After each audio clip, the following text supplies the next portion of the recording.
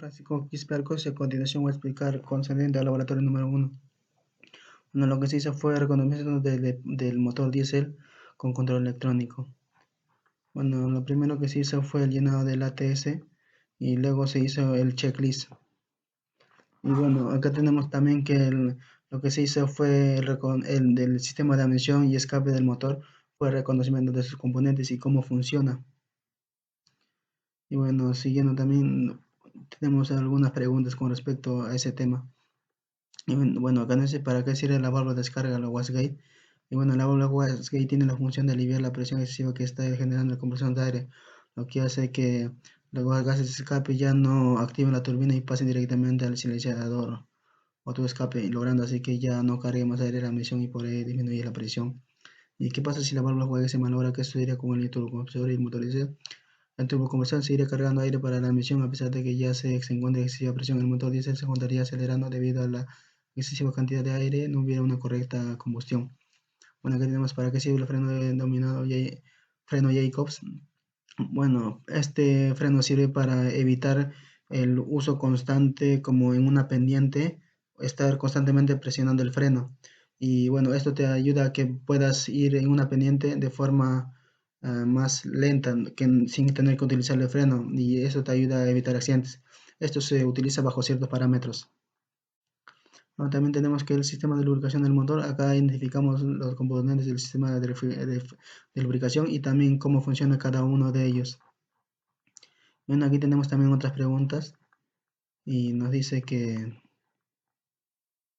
¿por qué en ocasiones el aceite de motor tiene que pasar por el enfriador antes de ingresar a la agregar del motor? Bueno, el aceite a altas temperaturas pierde sus propiedades viscosas y aditivas y produciría un sobrecalentamiento del motor. Por ello es necesario que el aceite pase por un enfriador para que no altere el rendimiento del motor. Y también de qué tipo de bomba de aceite puede tener un motor diésel. Bueno, la bomba del rotor es para lo que es los vehículos pequeños, los que llevan motores pequeños, y la bomba de engranaje es para los vehículos grandes, ya como de construcción o minería. Y bueno, el funcionamiento de la bomba de aceite, el motor es accionado por un engranaje loco.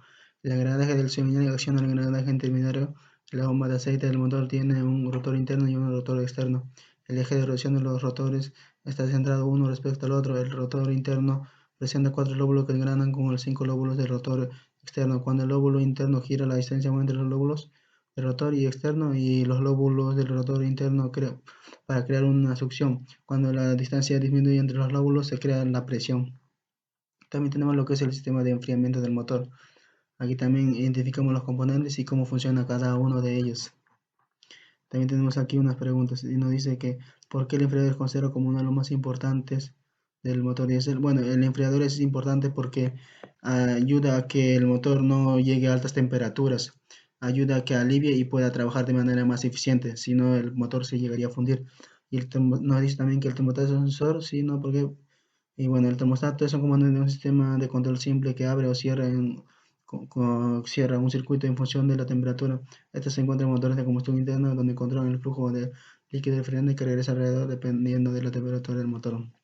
También tenemos lo que es el sistema de combustible del motor, como sus componentes y cómo funciona. Identificamos sus componentes y también su funcionamiento, cómo es de cada uno de ellos. Ahí tienen un par de preguntas.